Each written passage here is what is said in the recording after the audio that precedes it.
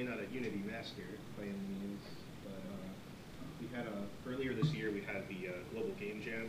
It was on January 29th, and you were there, Charlie, and didn't pretty much everybody use Unity? Maybe literally everyone. Everyone that turned in the game used Unity, yes. Yeah. At our site. Right.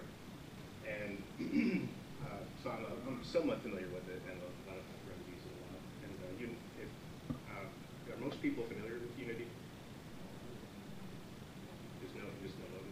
Well, it's basically just the game engine, and they have a free game engine as well. The pro version costs money, and I have to check, but I think it's like if you make over $100,000 of your game, or a really large amount, then you have to pay money for every licensing too. But if you're not going to be making like $100,000, it's going to be free. And anyway, I'll just give you an example of like who sort of uses Unity. Rovio and the Angry Birds uses it. Capcom is coming out with a game that uses it. Square Enix. And I'll just play a little clip, like kind of like show you.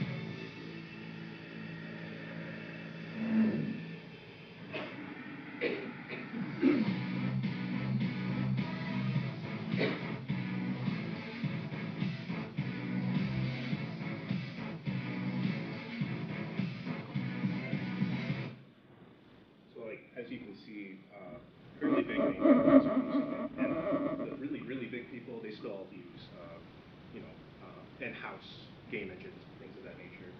But for like small indie people, Unity is just about your best bet. There's like also the Unreal engine. Unity, at least from people I've spoken to, Unity seems to be the best.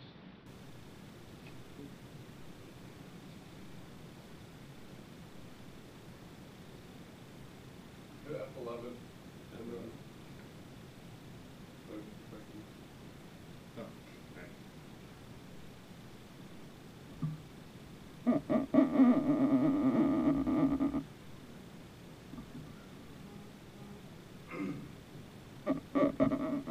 Okay. So anyway, as I said before, Unity is a game engine with like built-in physics, and it will allow you to like make scripts and manipulate those physics so you can change things for the game objects. It allows you to do things like scaling 3D models, rotating them, and just like having various manipulations performed upon them through the characters and all that. It also allows you to create basically like levels, if you think about it that way. And these are known as scenes. It's basically like almost like a mini game, a game within a game, or stuff like in the game that we made, the zombie game, we had like a start screen, and then the actual game. There's also a credits screen and like a death screen, and each one of those are known as scenes in the game.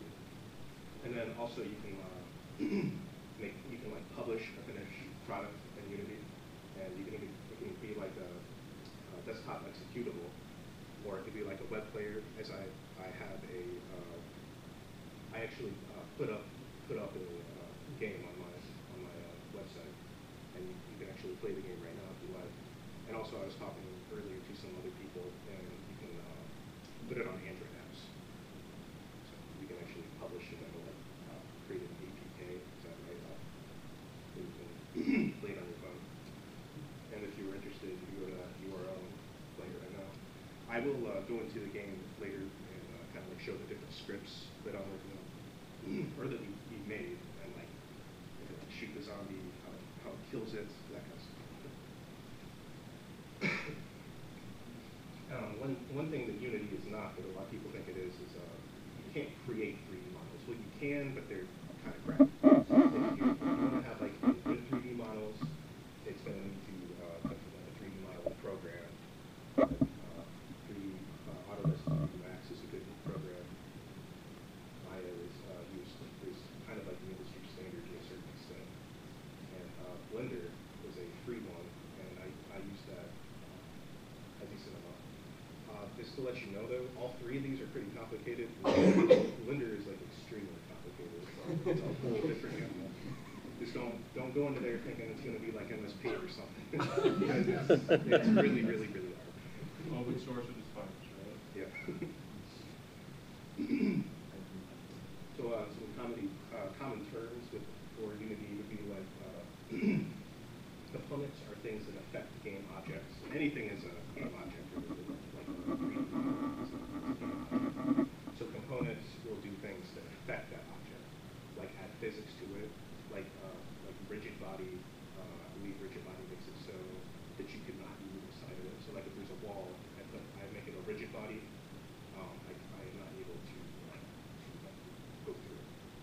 And another example of components would be like with script. If you attach a script to a game object, you can make it do certain things. Like in our game, we had a zombie, and we put a script on it that said go towards the player. And then once it went, so it had like a certain proximity towards the player, it would affect the player's object, things like that. And I already said a little bit about scenes. They're basically like different levels which are connected together, and Unity handles that. And you can like write scripts, and then it'll call a different scene. In fact, I'll show that a little bit. Then a 3D model, which is, as I said before, like the game object. They're made from vertices, and it is built using like a 3D modeling program, such as Blender. And then we have scripts, which does some type of manipulation to the game object. And the scripts within Unity can either be written in C#, JavaScript, or this language called Vue. I don't know a whole lot about it, but for the games I wrote, I just did C#. And another important thing to know about Unity is the asset store. All the developers with Unity, like making game objects or making 3D models, and scripting, and sometimes even full-fledged games themselves, they will like put it onto the Unity store, and then they will like sell it for money. Or sometimes they'll give it away for free just to get like publicity to the games. And a little bit more about the Unity store. It's it's where they create scripts and especially 3D models. A lot of complex 3D models, people don't have the skill to build them themselves because, like I said, Blender is a fairly complicated thing to use. So if you look at the Essence store, you're looking for like, I don't know, a pretty complex looking plane. I'm sure you can find something decent on the Essence store. You probably have to pay money for the really good ones, but you can probably find one for free that's okay. And as I said, like using the Essence store, if you're not very good at using 3D modeling programs, it's essential to be more or less happy with. And if you find something that you like, you can then download it and then import it to your project. And you have to have an account as well. And then from there, you can just drag and drop it into your scene, and it will actually be implemented. And then some other resources I found online, because even though Unity has a store, it's probably the best way to get different 3D models, things like that. There are a few other websites that are pretty good at mentioning. Archive3D.net offers a lot of 3D models. They're not the best. They're not as good as Asset Store, but almost all of them are free, which is a pretty good thing, since most of the stuff on the Asset Store is cost money. And then tf3dm.com are also very good models, and that's actually where we got animated zombie for this.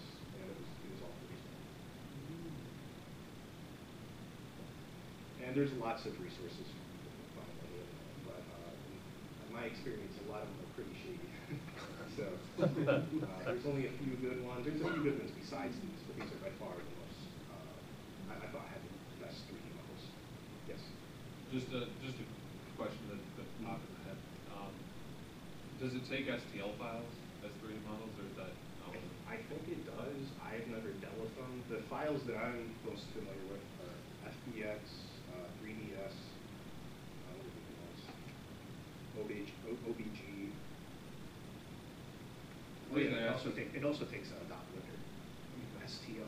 That's like the 3D model. That's the reason I brought it up, is because I was going to say, if it'll take STLs, you could go on Thingiverse and other 3D printing-based sites, and there are huge stores of free models available out there. I just didn't know if that was As of last year, it was not, but there's some converter someone made to be able to import STL. Cool. Oh yeah, so you can do it. You can do it, but not through Unity. Okay. Yeah. And here's a very simple example of a script I wrote. I'll actually show you a little thing I made. It's just loads of file into the program, or an audio source from it, and then it will play it once the user hits. And this is necessary because it will mess with like the time that you there's also a thing called delta time, I believe you guys are familiar. And that like makes sure that all the time is relative, and that's sort of simple. And here's a fairly more complex script. This is from my zombie game that I made at the Global Game Jam with other people. And most of this code is taken from other people, but I wrote some of it. This is one where the player is taking damage if the zombie is within a certain proximity. It will continue to hurt the health. I believe, does it say here, but I believe it's like 10. I don't keep like that, and then 10, I think every half second or something like that. And then once it reaches like 0 or less, it will Never seen a function called that. It was fun. So that's pretty much all I have for the presentation, but I'll be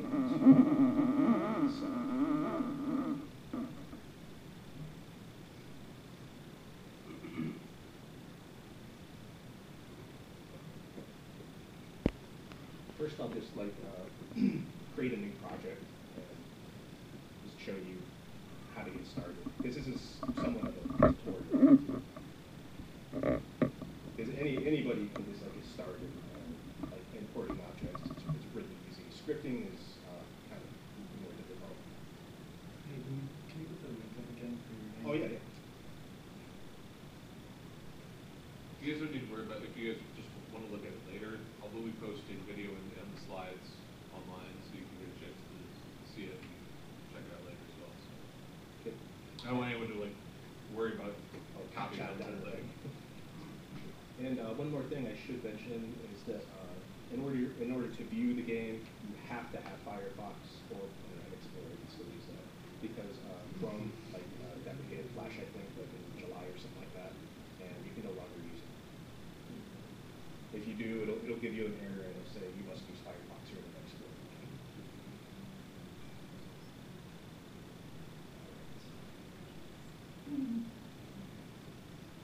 Have you used Visual Studio for any of your Unity? Oh, I actually use, I think it's called Mono Behavior. I know a lot of other programmers who choose to use Visual Studio, but it seemed to me like the IntelliSense was more in tune with the Mono Behavior. It's mono develop. Or Mono Develop. Yeah, mono behavior is a class in Unity. Oh, that's just a class? Yeah. Okay. Visual Studio has very good support for Unity. That's all I ever use when I make games on Unity. Oh, so you got like the IntelliSense is working? Yeah, and then They did debugging major works. updates in 2015. Sorry? They did major updates for it and Yeah. integration with 2015. Oh, okay. What was the other thing you meant? About Mono Develop? Mono develop? Oh yeah, that's like the Built-in. yeah, built Included. It's an open source. The Mono project is an open source alternative to the essentially the .NET framework. Yeah, basically, so I built the Linux can run C# code. If you're having trouble with the IntelliSense with Visual Studio, it could be because it's not attached to the process for Unity. So I think that may be it. I didn't give it too much time. I just started using it on the top. So.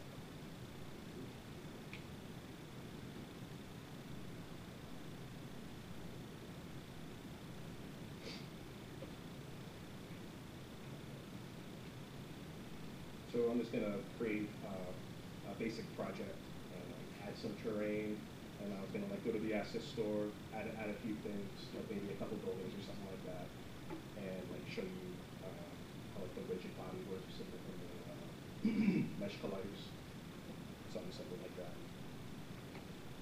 So let's see here. If you go to game object and then the terrain.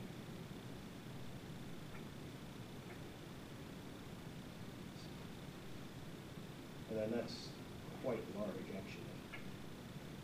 So I'm going to make that a lot smaller.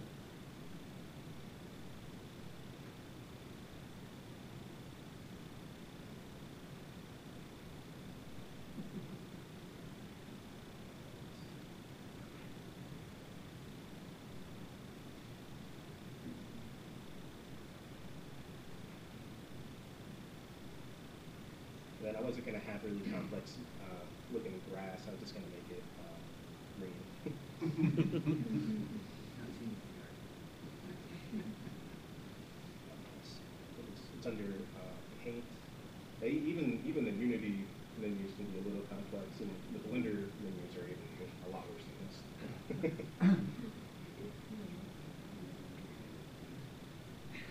So I should hit green. Okay. I understood the different brushes. Do you know if that would look like pressure sensitivity or just connected to a reference tablet? I think I read something that it is, but I couldn't tell you that. I could be wrong.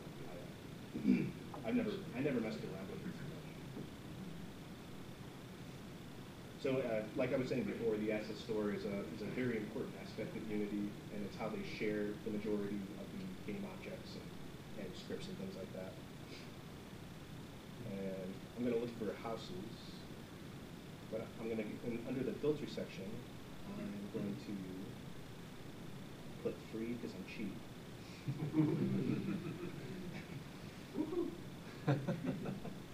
And then, let's see. Here, I messed around with this one before.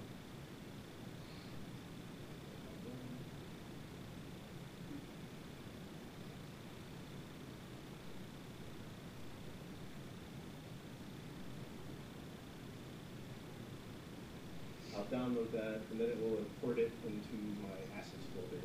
And then from there, I'll be able to just drag and drop it into the scene. And then not only will it have like the 3D model and all that, it also have all the skins and textures, so it'll look pretty nice. Go ahead and import that.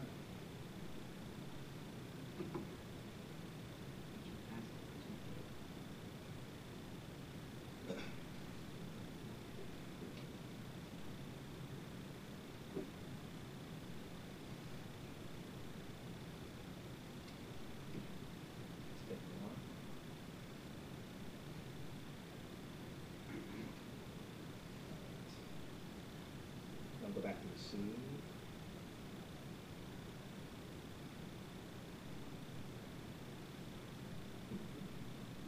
Well, I guess my terrain was a lot larger than I thought. It's just a Put small things in house. perspective. The Hobbit house. And as I was saying before about like the movement and the rotation and the scaling, I mean, it's pretty self-explanatory, but you can move the whole object itself and rotate it like that. And then the scaling, I think, is pretty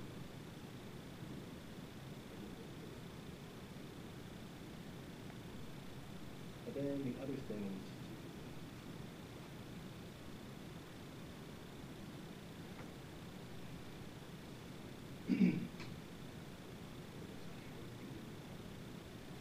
I'm trying to get the FPS controller, just the built-in FPS. That way I can like walk around within the terrain. Let's just like that.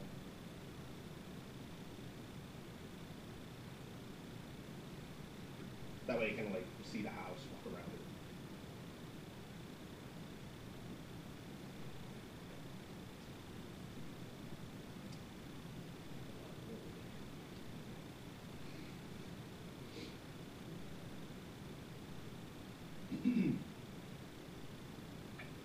And I'll also show after I'm done with this, I made another little project. And, I think a few people in here know a game called Hearthstone. I know if Charlie's here somewhere, he likes that a lot. And I just made like a little gallery, and I had like so you could like see the cards and stuff on like a picture frame, stuff like that. It's pretty simple importing of objects. And then I'll get on to the zombie game, and I'll show you some scripts in action, and how we like can connect the scripts to, or attach the scripts to the in-game objects.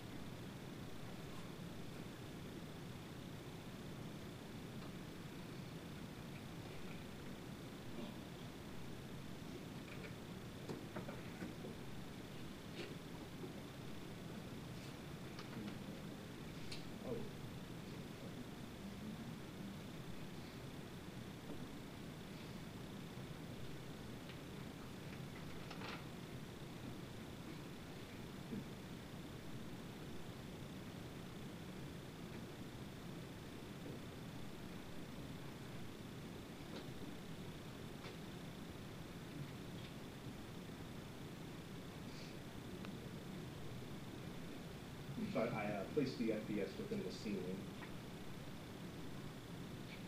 Ooh, further away from the house than I thought it was. That's right on the edge. Oh man, that house is crazy small. Or you're just really big. I will blow the house up and move it over. No, you say blow the house up. Oh, You mean with explosive. I really can make it a lot larger.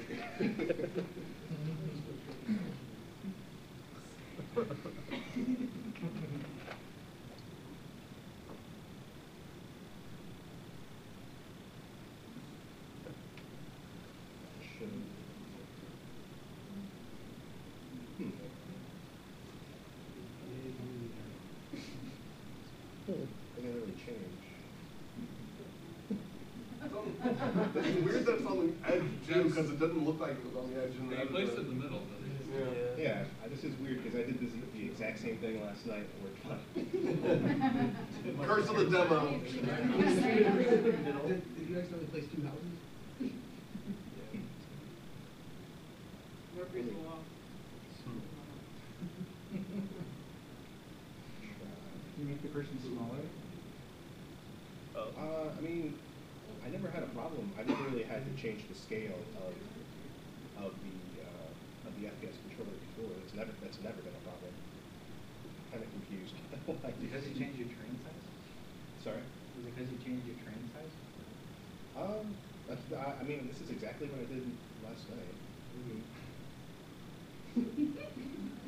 This is kind of weird. You still only see the one Well, house too. I would. What I wanted to do is like import something from the asset store, have like a rigid body, show that you could walk through the house. In fact, I'm sure you can't. I can't walk through the house, right? And then I'll fall off the edge.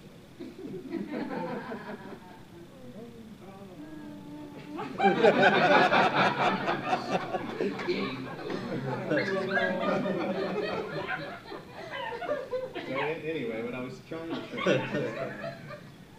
is that you can import an object from the asset store, and then it comes with, it usually has like a mesh collider already built inside of it, and then you can like just turn it on with the convex switch here, and then you should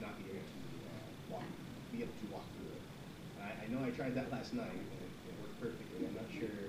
Go to what's the up. console tab on the bottom left.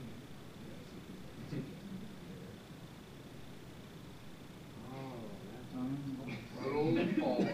I'm not sure exactly what's false. Well, anyway, I guess I'll just move on to my next one. It's cool what you were able to do in like 2 minutes though.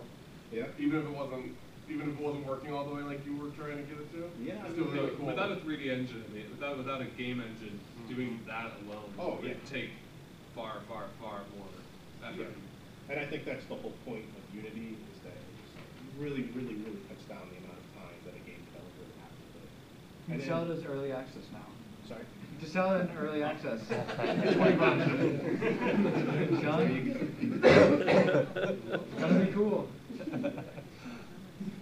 Steam Greenlight, walk off a cliff. $20?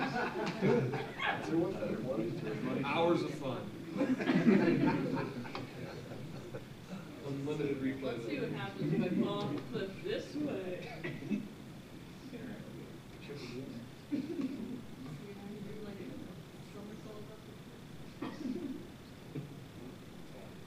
So anyway, I did this little thing last night. I just imported a building, and then from one of the websites that I showed you earlier, I think it was the TFDN, I got like a picture frame. I kind of like only took the aspects I wanted, and then this game called Hearthstone. It's got like cards. And I thought maybe there was more people in the audience who liked the game. It's Awesome. Yeah, and they use their like legendary cards in the game. And I got these picture frames and the Red Rope Velvet I have there. I got it from the TF3DM or whatever the site's called, and I just imported that and then I placed it on the keyboard here. And it really didn't take me all that long. And I mean, I think it's somewhat cool. Yeah. I like it. Yeah. And here I was trying to show you earlier before, you can like walk through buildings unless you place the mesh gliders. How do doors Do it with this place one. text? Like, is it semi-rigid?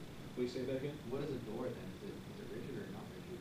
Or I is it set mean, away? everything is like not rigid to begin with. And you basically choose how things will interact. I think like the way you would do a door, I've thought about it. I've never made it myself, but I think you would make it like a rigid object, or a rigid body, I should say, and then have a script that says like when the player gets near it, and hits like I don't know E or something, have that door rotate. Like that's how I imagine I would do it. I mean, I might just be making stuff up here. You can probably do it all through the animated controller and not even have a script for it. You could do that. I know that when we made our zombie game, we had a lot of trouble with the animation. Yeah, it was ridiculously hard. Yeah, me and Brendan, we had so much trouble with the animation. So, oh, and I guess I can show Can you you. turn that convex on the building now? I can try, but here's the weird thing about that is that it'll only work if the people who designed it like made the mesh. You know what I mean? Like if it's not there, you click in that mesh, it's not gonna do a thing. Oh, in fact, I can do I will show you the convex. That's right, I did this last night. I made this. I put this little guillotine here in the back. I'm not sure why, but.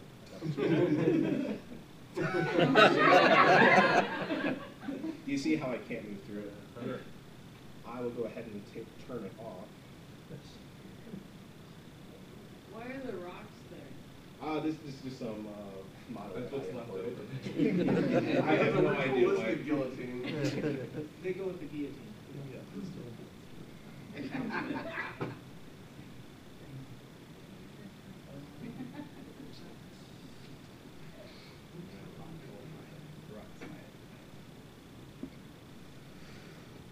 I should be able to walk through it.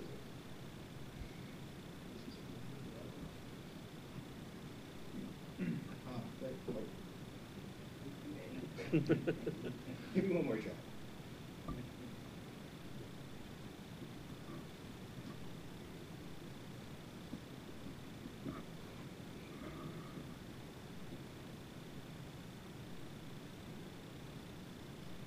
something worked for me. So I guess I was incorrect. It's not the convex, it's just the mesh collider itself. And in fact, if in the scene aspect, like when I'm making changes to the game, if I turn the mesh collider on, I think you should be able to. There we go. You can like see where it is that you are unable to move to. And that's what I was talking about before, that I didn't do this. The guy who made it put these meshes in. So if they're not there, you kind of have to. And I know where, Essentially- walk-through world, which is in James County. Yeah. So essentially, that's your collision detection boundary. Yes, exactly. Well, and once you hit those, you can't go any further. And I think Is there a large disadvantage to making your, that area, follow the outline of the objects, so like you could jump on the bench? well, I would imagine that would be more expensive from a performance point of view. yeah, and it would be harder to develop too. Yeah, the more like planes and stuff you have, like I mean, just one of these isn't going to be too bad, but if you had a whole bunch of them, so there's like many planes. So let me show you one more project I have before I show you the zombie game.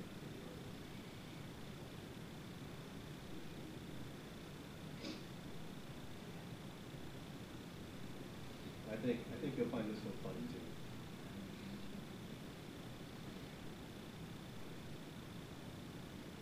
There's with me and this guy Brad, we're diehard Walking Dead fans, and we wanted to make a Walking Dead game. You'll see. I'm not sure how many people in here like that show.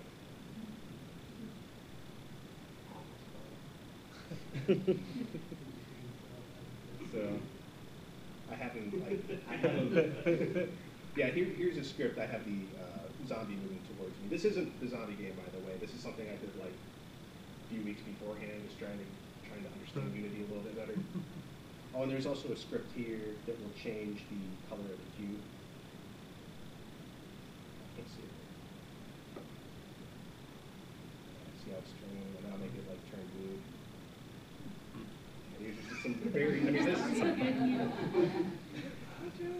And then also I have a little audio in here.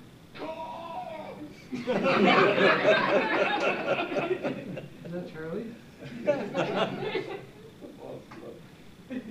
I'm not sure how well you guys know the show, but he often says instead of Carl, say Carl. And I'll just like take a quick look at the script here. As I showed before in the presentation, this is the sound one. I'm opening up right now in mono development. That's like the built-in editor rather than Visual Studios. It's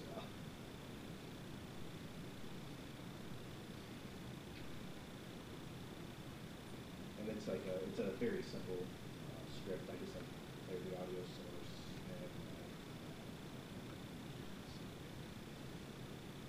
I have it attached to like Carl.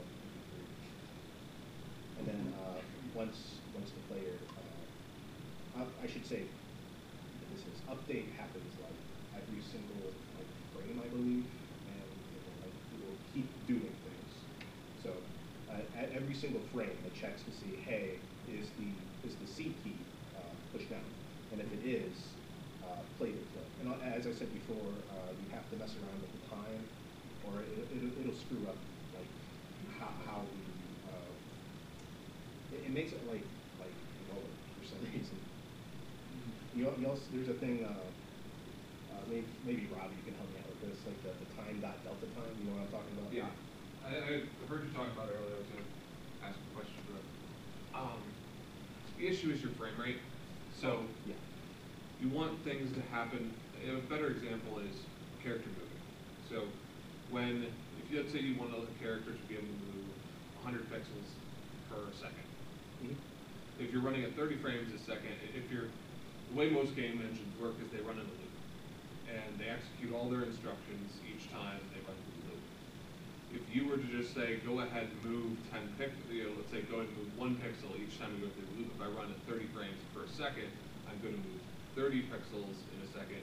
If performance tanks and I go down to 10 frames a second, then I only move 10 pixels per second. So your movement speed becomes tied to performance of the machine instead of to real time and at a constant rate. So you account for the number of seconds since your last frame and use that as a multiplicative factor against whatever else to scale the value by how much your movement should go. And the same thing probably applies to the audio. The speed at which the audio plays needs to be accounted for by the time since the last frame played. A simpler way to do it is just call fixed update. It only calls 30 frames per second, 60 frames per second, whatever you want. I'm just saying, but in general, if you don't have when the games I've written, I wasn't using an engine. I built a lot of this kind of stuff from the ground up, and I had to do but in other game engines, or if you're doing it from scratch, you have to account for that kind of thing. That's probably the same kind of thing that's happening here. That's what it sounded like when you mentioned it earlier. I guess so. It is like they're all playing at a uniform time. Yeah. I figured it was something very close to the time that I was playing. So let me go ahead and open up my other project with the actual zombie game.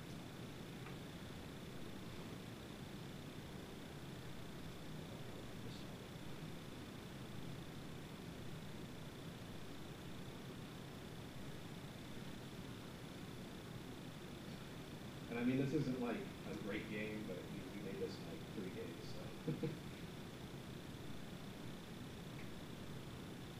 There's no judgment here.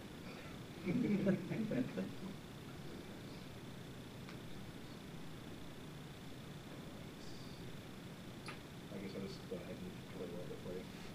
And you guys can play this at that URL I posted earlier.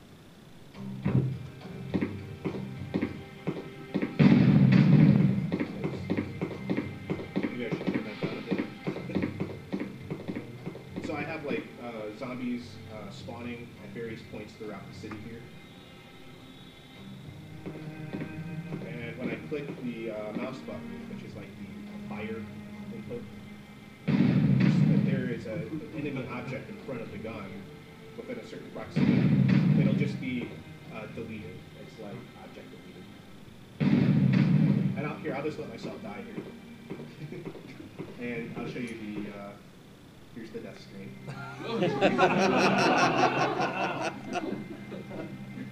Yeah, it's like a Walking Dead theme. So like, this is an example of before I was talking about the scenes.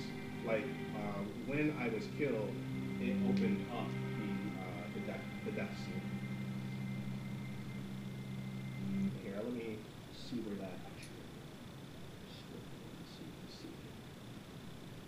I think it's player death, something like that. Maybe it's player health.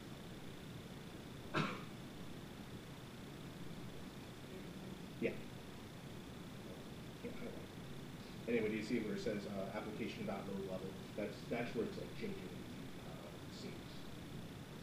And I mean, scenes can be as complicated as you want them to be. Like another group at the Global Game Jam, they had like, I want to say like actually 8 games inside of their game. They had like mazes and stuff like that. You know what I'm talking about, Charlie? Yeah. Josh's Yeah. game. The hacker game. Yeah. Society. Have Society. Yeah, that's right. That's right.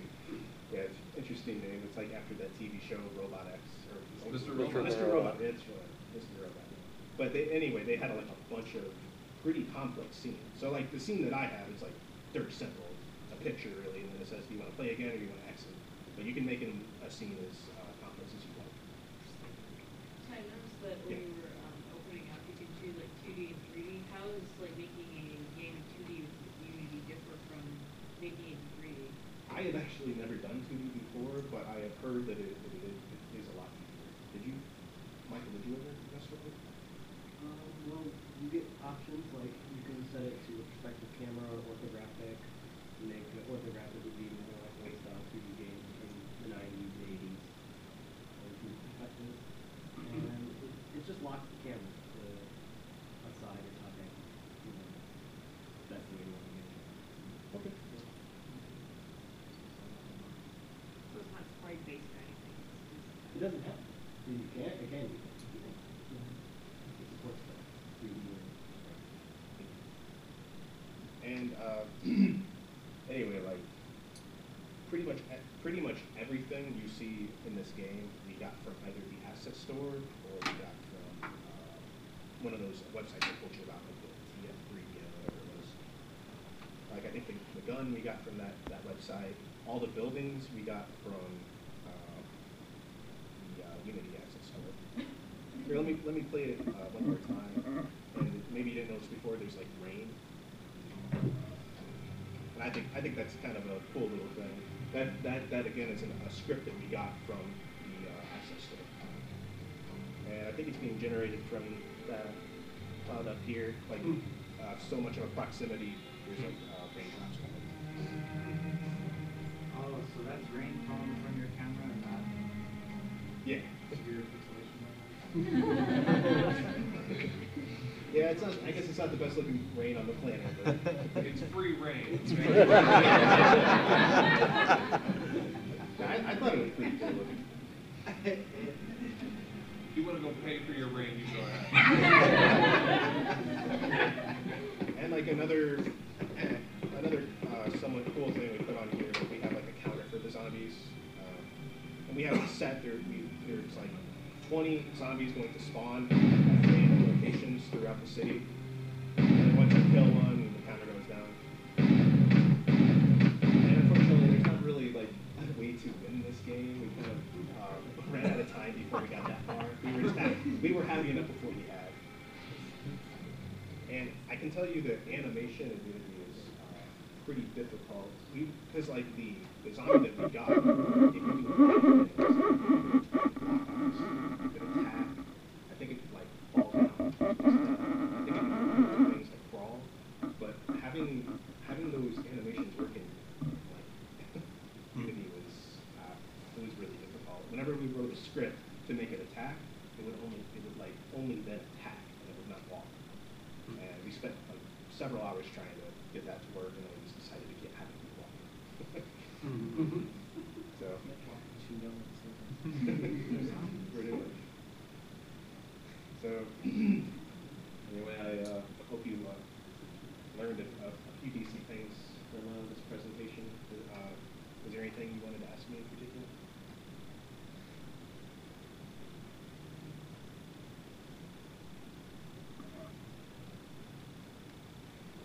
If anybody thinks of anything, you can, you can stick around. Sorry. I said, if anybody thinks of anything after the presentations, if you're around. Okay. Yeah. Sure. Have you tried any scripting in JavaScript or Unity? I have not, and I actually have a new internship which uses JavaScript, and I probably should do some JavaScript. I actually haven't even messed around with Unity for the longest time because my classes have been kind of killing me. But I do hope to do a lot more. Can I say something to it? Yes. So I've done a little bit of Unity, and everything I basically saw said that C# really the language you want to use. It has the most support. It has the most support out of all the users. JavaScript is not real JavaScript. It's their own objectified JavaScript, and so it has its own kind of limitations and kind of changes to it a little bit. And then the other script too. There seems like I'm surprised it still exists, to be honest. Like they never talk about it. No one ever uses it. Like none of the examples ever have it. So JavaScript works, but you're not going to find many examples in it, and then it doesn't work exactly like normal JavaScript. So first rule of food is don't talk about food. Yeah, basically. I would also add that when I did like a lot of looking at tutorials on YouTube, almost everything was C#. I found a few people using JavaScript, but that's one of the reasons I chose C# is because almost everyone was using You have like 90% C#, 10% JavaScript, 0% Vue. Yeah, I never saw any. Yeah, I've never seen it used either. One thing to note is that with C# and JavaScript, it's really easy to switch back and forth. There's almost no difference really in like the way they look. I mean, with JavaScript, you're not required to put a class, but you can. And with C# you're required to. And like, I mean, you're talking about basically like, where do you put the declaration of like the variable type? You know, in JavaScript you put a colon and then the type, whereas in C# you put the type and then the name. So it's like super fast to actually switch back and forth between one and the other. I mean, there's also a couple other nuances, but it's almost like that. Yeah, when I was watching the videos, they said that it doesn't really matter that much whether you choose JavaScript or C#.